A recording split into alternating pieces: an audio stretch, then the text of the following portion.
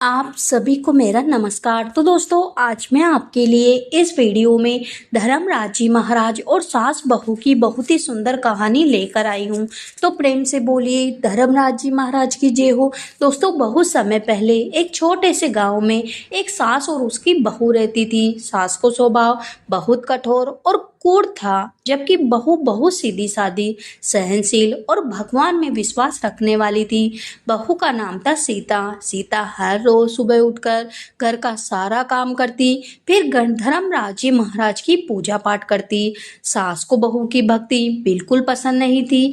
वह हमेशा उसे ताने देती और कहती, पूजा पाठ करने से कुछ नहीं होता है, काम करो तभी पेट भरेगा। लेकिन सीता चुपचाप सह लेती और मन ही मन धर्मराज जी महाराज का नाम लेती रहती। सीता हर एकादशी और अमावस्या को व्रत रखती और धर्मराज जी महाराज की कहानी कथा सुनती। वह मानती थी धर्मराज जी महाराज सच्चे न्याय के देवता है और एक दिन उसे उसके अच्छे कर्मों का फल अवश्य मिलेगा। एक दिन सास ने सोचा, क्यों न बहू की परीक्षा ली जाए। उसने बहू से कहा, अगर तुम इतनी ही भक्त हो तो जंगल में जाकर लकड़ी काट कर लाओ। अगर तुम सही सलामत वापस आ गई तो मैं मान लूंगी कि तुम्हारे भगवान सच में तुम्हारी रक्षा करते हैं। सीता बिना कुछ कहे जंगल की ओर चल दी। रास्ता बहुत कठिन था, लेकिन वह पूरे रास्ते धर्मराज जी महाराज का नाम लेती रही। जंगल में पहुंचकर उसने लकड़ियां इकट्ठी करनी शुरू कर दी। तभी अचानक वहां एक भयानक शेर आ गया। सीता बहुत डर गई, लेकिन उसने हिम्मत नहीं हारी और आंखें बंद करके धर्मराज जी महाराज को पुकारने लगी। हे धर्मराज जी महाराज, अगर मेरी भक्ति सच्ची है तो मेरी रक्षा करे। तभी अचानक एक तेज प्रकाश हुआ और शेर शांत होकर वहां से चला गया। सीता ने आंखें खोली तो देखा उसके सामने एक दिव्य पुरुष खड़े हैं। वे स्वयं धर्मराज जी महाराज थे।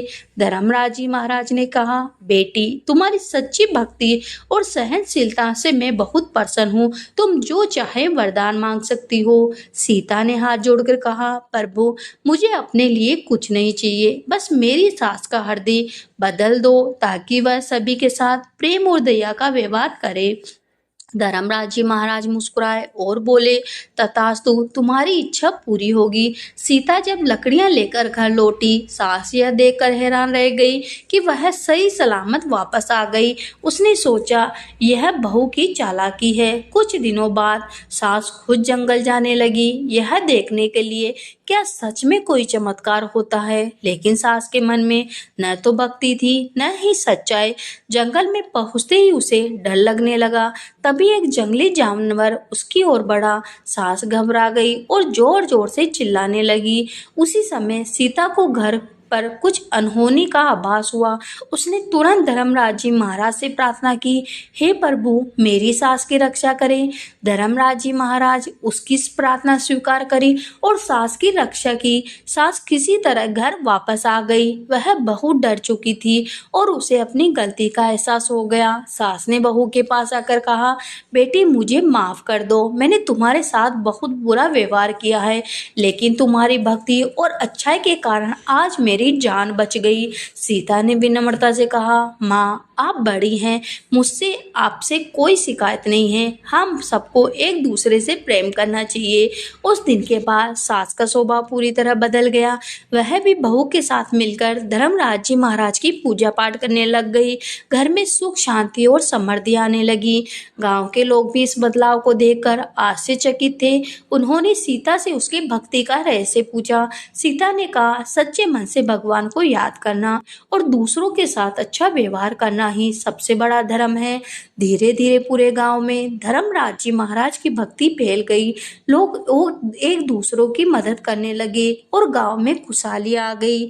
कथा से यह हमें शिक्षा मिलती है कि सच्ची भक्ति और धैर्य दया से भगवान अवश्य प्रसन्न होते हैं। जो व्यक्ति दूसरों के साथ अच्छा व्यवहार करता है और भगवान में विश्वास रखता है, उसके जीवन में कभी दुख नहीं रहता। साथ ही यह भी सिखाती है कि हमें अपने व्यवहार में सुधार करना चाहिए और दूसरों के साथ प्रेम और सम्मान से पेश आना चाहिए। हे धर्मराज जी महाराज, जैसे आपने बहू का मान बढ़ाया, बहू को सुख शांति दी और सास को सबक सिखाया, वैसे आपकी कहानी सुनने वाले, हुकारा बढ़ने वाले सभी की मनोकामना पूरी करना, सभी के घर सुख समृद्धि लाना, सभी के कष्ट दूर हरना। तो सभी प्रेम से मिलकर बोली धर्मराज जी महाराज की जय हो। तो दोस्तों, आज की कहानी आपको कैसी लगी आप हमें कमेंट बॉक्स में बताइए। साथ ही अपने दोस्तों और रिश्तेदारों को इसे ज़्यादा से ज़्यादा शेयर करिए और अगर आज की कहानी मेरी अच्छी लगी हो तो आप मुझे सब्सक्राइब करना मत भूलिए। धन्यवाद।